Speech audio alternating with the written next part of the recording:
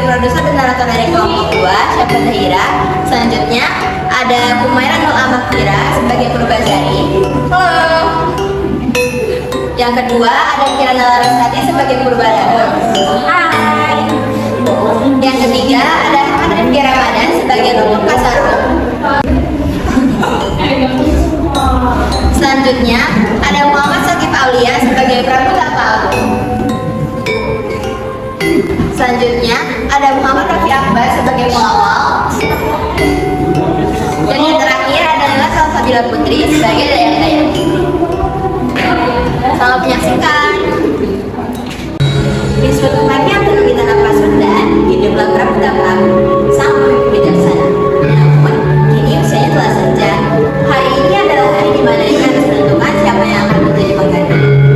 Dua putrinya, Purbalarang dan Purbasari, dipanggil ke Balairu untuk mendengarkan ketulusan dari sang Prabu. Apa yang akan membawa nasib hidup mereka ke depannya?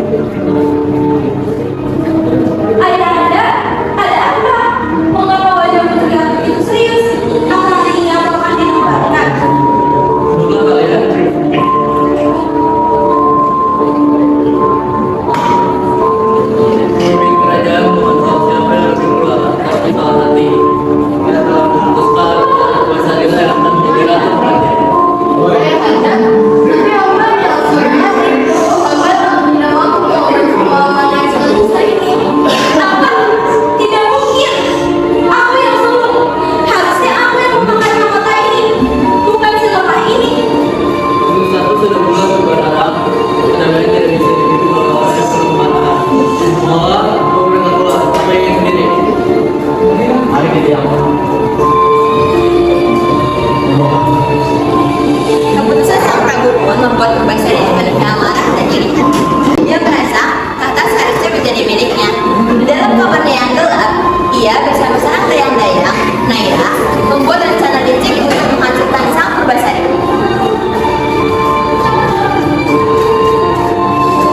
Aku tidak sudi.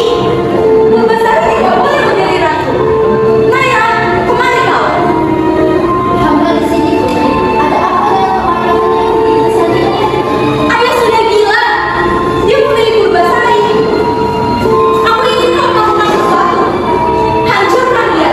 Aku ingin dia melihat pendidikan. Tenang, Putri. Hamba punya akses ke seorang penyihir. Hamba akan membawa sebuah kitab. Jika dikabulkan tersebutnya, bintik-bintik hitam itu akan muncul dalam semalam. Bagus. Lakukan itu. Aku ingin dia menangis saat melihat wajahnya sendiri. Jika ia putus lupa, ayah pasti akan mengusirnya. Pagi hari yang tenang pun berubah menjadi duka. Tubuh Purbasari hari ini dipenuhi oleh bintik hitam akibat dari sigit dahar. Purbalarang memanfaatkan keadaan tersebut untuk memfitnah sang adik.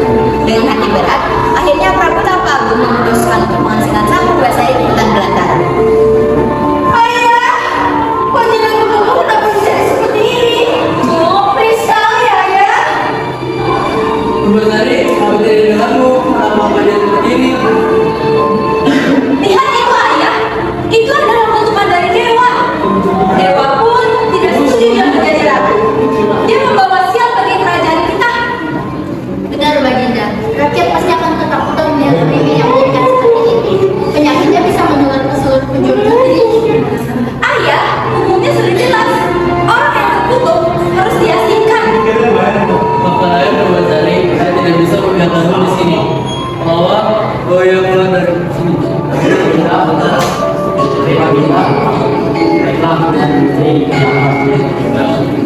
Ayah, kamu tidak bersalah. Kakak yang membawa begitu tega padaku. Jauh dari istana, Purbasari pun hidup dalam kesedihan di tengah hutan belantara. Tanpa adanya kasur yang mewah dan makanan yang enak, namun takdir mempertemukannya dengan sang Lutung Kasarung, sosok misterius yang baik hati. Dan akhirnya, kehadirannya pun membawa harapan baru bagi sang putri.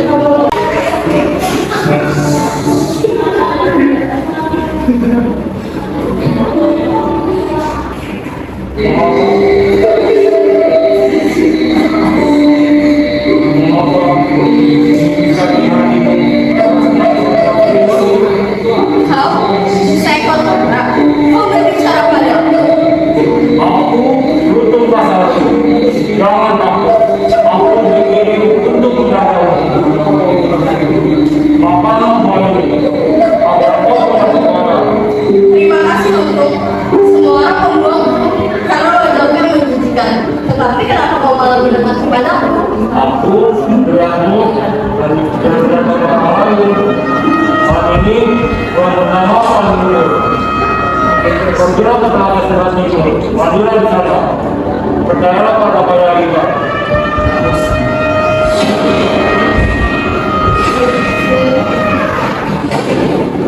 Dengan bantuan Lutfi Kasarmu, Purbasari pun kembali cantik seperti semula.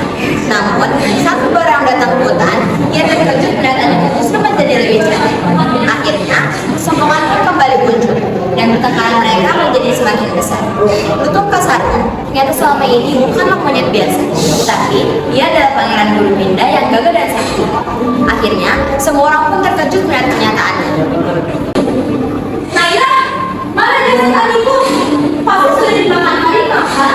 Harusnya begitu mungkin hutan yang gelap ini. Tidak ada yang berani berlama.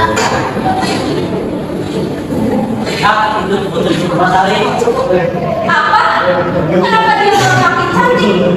Dinding-dinding kita itu kemana semuanya? Kakak, kau datang ke sini untuk menjemputku untuk melihat penderitaanmu. Jangan senang dulu. Siapa menjadi ratu? Bukan cuma cantik, tetapi harus kamu keponakan. Lihat, dia tunanganku. Dia gagah. Mana calon suamimu? Aku tidak punya kenalan calon suami dari manusia, Pak. Jadi kamu kalah. Kau harus dihukum dan kembali ke sini tanpa suami. Ini, dialah tunanganku. Dialah yang setia menjagaku di saat aku menderita. Mana ada seorang ratu yang melakukan konyol dia? Naira, mengapa? Dia bisa melakukannya adikku ini. Sungguh lelucon yang luar biasa. Itu Parang, kejahatanmu sudah terbongkar. Jadi selama ini Anda yang melakukan kegiatan ini Apa? Bagaimana mungkin saya kemudian dia berubah jadi pangeran yang ditetapkan? Parang, kejahatanmu sudah terbongkar. Kamu menggunakan sihir untuk menyelamatkan saudaramu sendiri. Kalau kau tugas itu, Pangeran Putri Purbasari, Putri Purbasari Anda Purbasari, maafkan aku. Aku hilang. Tolong jangan hukum aku adikku yang baik. Ketika aku juga apalagi kita berdirilah, Pak. Aku sudah memaafkanmu. Aku tidak mau ada pertengkaran di antara kita. Mari kita pergi ke istana bersama. Akhirnya, kejahatan Purbarara terbongkar menjadi di hadapan semua orang.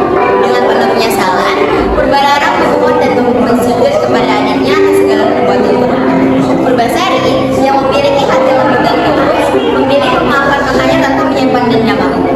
Setelah itu, Purbasari kembali ke istana dengan penuh kehormatan dan dinobatkan menjadi ratu yang bijaksana. Bersama Pangeran Gurubinda, dia memimpin kerajaan Pasundan dengan adil, damai, dan penuh kasih sayang. Ingatlah bahwa kebaikan akan selalu pernah melawan kejahatan. Janganlah iri atas keberhasilan orang lain, karena setiap orang sudah memiliki garis sempitnya masing-masing.